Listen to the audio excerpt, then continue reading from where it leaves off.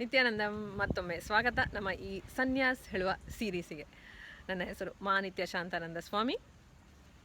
ನಮ್ಮ ಆಶ್ರಮದಲ್ಲಿರುವ ವೈದ್ಯ ಸರೋವರನಲ್ಲಿ ನಿಂತ್ಕೊಂಡು ನಾನು ಮಾತಾಡ್ತಾ ಇದ್ದೀನಿ. ಹಿಂದ್ಗಡೆ ನೀವು ನೋಡ್ತೀರಾ 1008 ಲಿಂಗಗಳಿದೆ. ಬಹಳ ಸುಂದರವಾದ ಸ್ಥಳ. ಖಂಡಿತವಾಗಿಯೂ ಬನ್ನಿ, ನಮ್ಮ ಆಶ್ರಮಕ್ಕೆ ಒಂದ್ಸಲ ವಿಸಿಟ್ ಮಾಡಿ ನೋಡಿ ಈ ಸ್ಥಳಗಳನ್ನು. ಕಳೆದ 2-3 ವಿಡಿಯೋಸ್ನಲ್ಲಿ ನಾನು ಸನ್ಯಾಸದ ಬಗ್ಗೆ ಮಾತಾಡ್ತಾ ಇದ್ದೆ. ನಾನು ಯಾಕೆ ಸನ್ಯಾಸ ತಗೊಂಡೆ, ಹೇಗೆ ನನ್ನ ಜೀವನದಲ್ಲಿ ವ್ಯತ್ಯಾಸವನ್ನು ತಂತು, ಅದು ಹೇಗೆ ಸ್ವತಂತ್ರತೆ ಹೇಳೋದು ನಾನು ಅನುಭವಿಸಿದ್ದು ಸನ್ಯಾಸ ತಗೊಂಡ ಮೇಲೇ ಹೇಳೋ ವಿಷಯಗಳನ್ನೆಲ್ಲ ಶೇರ್ ಮಾಡ್ಕೊಳ್ತಾ ಇದ್ದೆ ನಿಮ್ಮ ಜೊತೆ. ಸೊ ಅದಲ್ಲದೆ ಹೇಗೆ ಸನ್ಯಾಸ ತಗೊಳ್ಳುವಾಗ ನಾವು ಸಣ್ಣ ಮಟ್ಟಿನ ಜವಾಬ್ದಾರಿಯನ್ನು ಬಿಟ್ಟು ನಾವು ದೊಡ್ಡ ಮಟ್ಟಿನ ಜವಾಬ್ದಾರಿಯನ್ನು ತಗೊಳ್ತೀವಿ ಹೇಳೋ ಬಗ್ಗೆನೂ ನಾನು ಶೇರ್ ಮಾಡ್ಕೊಳ್ತಾ ಇದ್ದೆ. ಹಲವಾರು ಪ್ರಶ್ನೆಗಳು ಕೇಳಿದ್ರು ನನಗೆ ಜನ. ಅದರಲ್ಲಿ ಒಂದು ಪ್ರಶ್ನೆ ಏನಿತ್ತು ಅಂತ ಹೇಳಿದ್ರೆ, ಯಾಕೆ ಕಷ್ಟವಾದ ಲೈಫ್ ಸ್ಟೈಲ್ ನಾವು ಚೂಸ್ ಮಾಡಬೇಕು? ಈ ಸನ್ಯಾಸ ಹೇಳೋದು ಕಷ್ಟ ಅಲ್ವಾ? ಈ ಎಲ್ಲವನ್ನು ಬಿಟ್ಟು, ಬೇಕಾದವರನ್ನೆಲ್ಲ ಬಿಟ್ಟು, ಏನು ಎಲ್ಲ ಡಿಸೈರ್ಸನ್ನು ಬಿಟ್ಟು, ನಮ್ಮ ಆಸೆಗಳನ್ನೆಲ್ಲ ಬಿಟ್ಟು ತ್ಯಾಗ ಮಾಡಿ ಜೀವನ ಮಾಡೋದು ಯಾಕೆಷ್ಟು ಕಷ್ಟ ಬಂದು ನಾವು ಜೀವನ ಮಾಡಬೇಕು?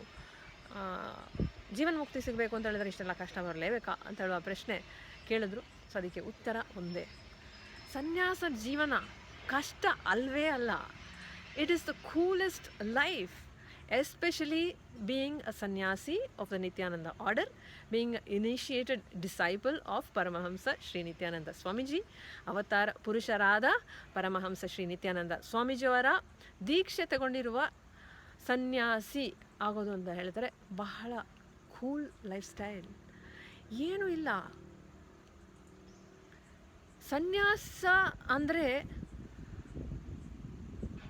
ಕಷ್ಟದ ಜೀವನ ಅಂತ ಹೇಳುವ ಒಂದು ತಪ್ಪು ಅಭಿಪ್ರಾಯವನ್ನು ನಾವು ಎಲ್ಲರೂ ಇಟ್ಕೊಂಡಿದ್ದೀವಿ. ಗುರು ಇಲ್ಲದಿದ್ದರೆ ಖಂಡಿತವಾಗಿಯೂ ಕಷ್ಟವೇ. ಯಾಕಂತ ಹೇಳಿದ್ರೆ ಗೈಡೆನ್ಸ್ ಇರೋದಿಲ್ಲ. ನೋಡಿ, ಎಷ್ಟು ವರ್ಷಗಟ್ಟಲೆ ತಪಸ್ಸು ಮಾಡಿ ಎಲ್ಲ ಮಾಡಿ ಆದಮೇಲೂ ಜೀವನ ಮುಕ್ತಿ ಸಿಗುತ್ತೋ ಇಲ್ವೋ ಹೇಳೋದು ಗ್ಯಾರಂಟಿ ಇಲ್ಲ. ಬಟ್ ಗುರು ಇರುವಾಗ, ಅದು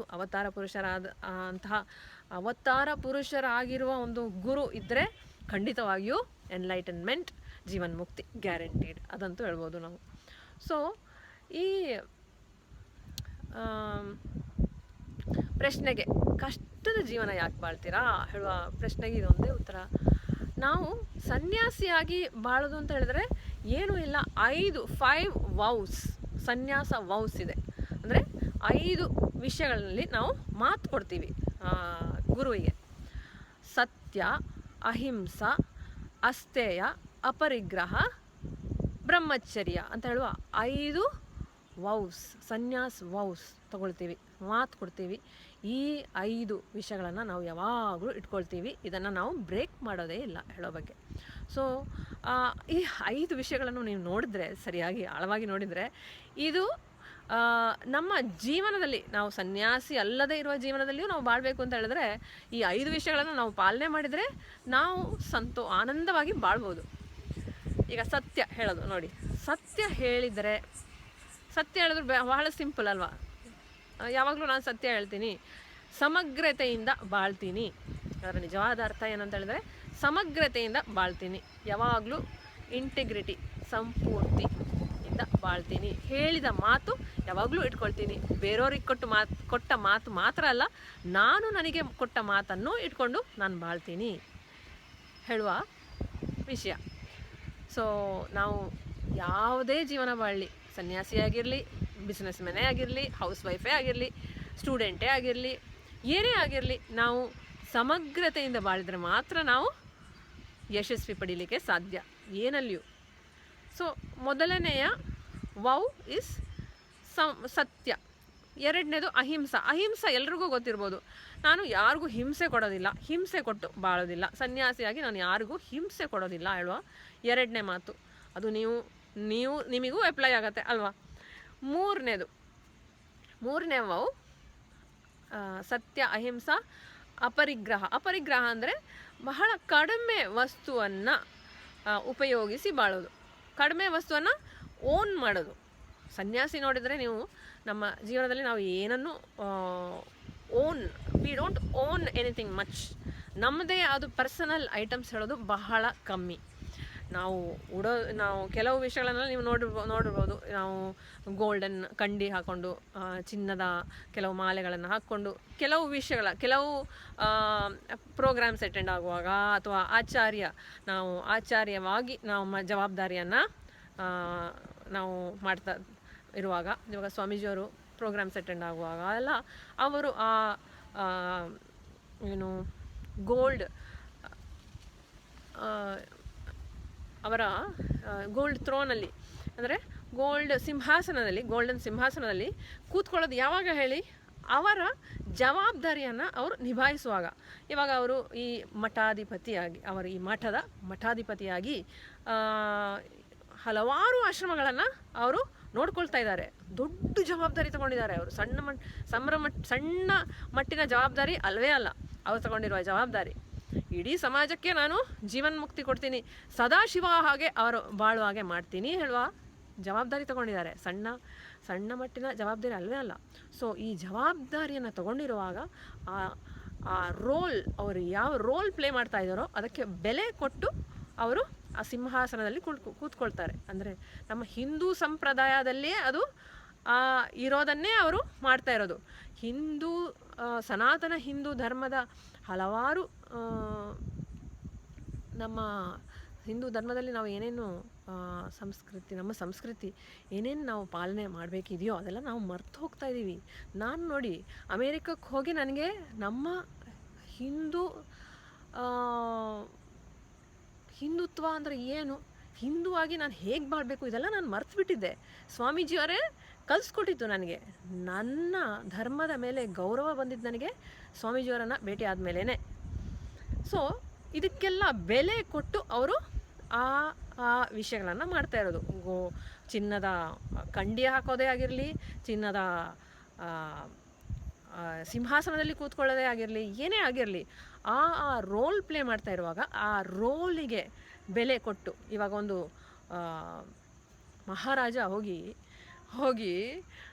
ನಾನು ಮಹಾರಾಜ ಆದರೆ ನಾನು ಎಲ್ರಿಗೂ ನಾನು ತುಂಬ ಒಳ್ಳೆ ಮನುಷ್ಯಪ್ಪ, ನಾನು ದೊಡ್ಡ ಚಿನ್ನದ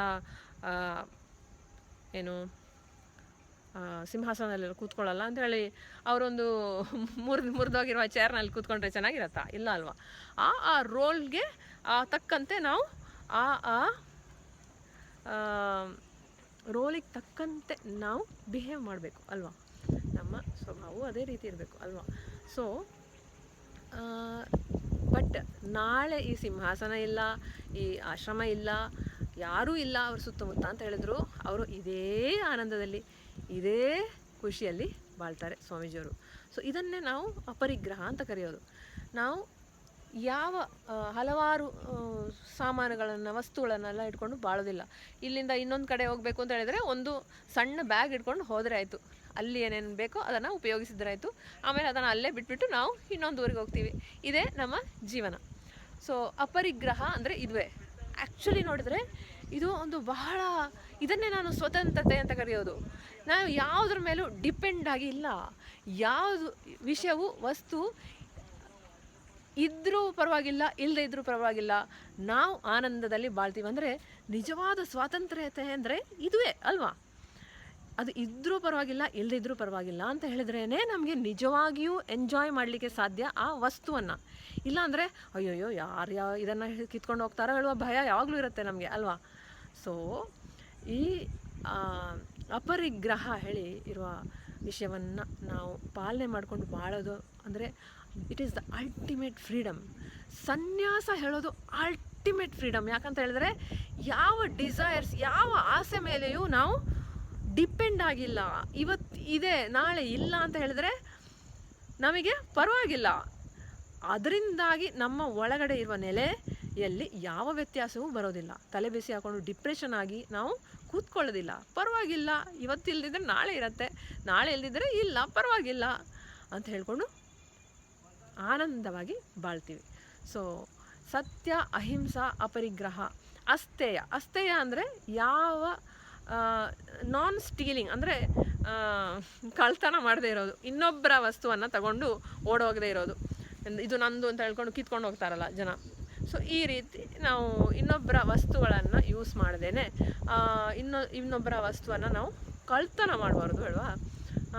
ನಾಲ್ಕನೇ ಮಾತು, ನಾಲ್ಕನೇ vow, fourth vow is asteya, non stealing. Fifth brahmacharya. ಬ್ರಹ್ಮಚರ್ಯ ಅಂದರೆ ಎಲ್ರಿಗೂ ಗೊತ್ತಿರತ್ತೆ, ಬ್ರಹ್ಮಚರ್ಯಾಗಿ ಬಾಳೋದು, ಸನ್ಯಾಸಿ ಬ್ರಹ್ಮಚರ್ಯ ಬಾಳ್ವೆ. ಮತ್ತೊಮ್ಮೆ ನಾನು ಹೇಳ್ತೀನಿ, ಡಿಸೈರ್ ಇಲ್ಲದೆ ಬಾಳುವಾಗ ಅದರಿಂದ ಬರುವ ಆ ಆನಂದ, ನಮ್ಮ ಒಳಗಡೆ ಆನಂದವನ್ನು ನಾವು ಕಂಡುಹುಡುಕುವಾಗ ಇನ್ನೊಬ್ಬರಲ್ಲಿ ನಾವು ಕಂಡುಹುಡುಕೋದಲ್ಲ, ಇನ್ನೊಂದು ವಸ್ತುವನ್ನು ಉಪಯೋಗಿಸಿ ಅಥವಾ ಇನ್ನೊಂದು ಮನುಷ್ಯನಲ್ಲಿ ಅಥವಾ ಇನ್ನೊಬ್ಬರಲ್ಲಿ ನಾವು ಹುಡುಕೋದಲ್ಲ ನಮ್ಮ ಆನಂದವನ್ನು, ನಮ್ಮ ಎಂಜಾಯ್ಮೆಂಟನ್ನು. ಅದರಷ್ಟು ದೊಡ್ಡ ಫ್ರೀಡಮ್ ಬೇರೆ ಏನೂ ಇಲ್ಲ. ನಮ್ಮೊಳಗಡೆನೇ ಇರೋ ಆನಂದವನ್ನು ಕಂಡು ಹುಡುಕಿ ಆ ಆನಂದದಲ್ಲಿ ಬಾಳೋದನ್ನೇ ಜೀವನ್ಮುಕ್ತಿ ಅಂತ ಕರೆಯೋದು. ಸಂಘರ್ಷರಹಿತ ಜೀವನ ಅಂದರೆ ಬೇರೆ ಏನೂ ಅಲ್ಲ. ಹೊರಗಡೆ ಏನೇನು ನಡೀತಾ ಇದೆಯೋ, ಏನೇನು ಇದೆಯೋ, ಏನೇನು ಇಲ್ವೋ, ಅದರಿಂದಾಗಿ ನಮ್ಮ ಒಳಗಡೆ ಇರುವ ಆನಂದಕ್ಕೆ ಯಾವ ವ್ಯತ್ಯಾಸವೂ ಆಗೋದಿಲ್ಲ. ಇದರಷ್ಟು ದೊಡ್ಡ ಫ್ರೀಡಮ್ ಬೇರೆ ಏನಿದೆ ಹೇಳಿ? ಸೊ ಬ್ರಹ್ಮಚರ್ಯವೇ ಆಗಿರಲಿ, ಅಸ್ತೇಯ ಆಗಿರಲಿ, ಸತ್ಯ ಅಹಿಂಸಾ ಅಪರಿಗ್ರಹನೇ ಆಗಿರಲಿ, ಎಲ್ಲವೂ ನಮಗೆ ಕೊಡೋದು ದ ಅಲ್ಟಿಮೇಟ್ ಫ್ರೀಡಮ್. ಸೊ ಇವತ್ತಿನ ವಿಡಿಯೋನಲ್ಲಿ ನಾನು ನಿಜವಾಗಿಯೂ ಅಲ್ಟಿಮೇಟ್ ಫ್ರೀಡಮ್ ಅಂದರೆ ನಿಜವಾದ ಸ್ವಾತಂತ್ರ್ಯತೆ ಏನು ಅಂತ ಹೇಳೋ ಬಗ್ಗೆ ಮಾತಾಡಿದ್ದೀನಿ. ನೀವೇ ಹೇಳಿ, isn't this the coolest life style? ಇದಲ್ವಾ cool life style? Is so cool. Isn't this the coolest life style? Don't you think so? ನೀವೇ ಶೇರ್ ಮಾಡಿ ನನಗೆ. ನಿಮಗೇನಾದರೂ ಪ್ರಶ್ನೆ ಇದೆ, ಸನ್ಯಾಸದ ಬಗ್ಗೆನೇ ಆಗಿರಲಿ, ಬೇರೆ ಯಾವುದ್ರ ಬಗ್ಗೆನೇ ಆಗಿರಲಿ, ನಾವು ಇರೋದೇ ನಿಮಗೆ ಹೇಗೆ ಸಂಘರ್ಷ ರಹಿತ ಜೀವನ ಬಾಳೋದು ಹೇಳೋ ಬಗ್ಗೆ ಕಲಿಸ್ಕೊಡೋಕ್ಕೆ.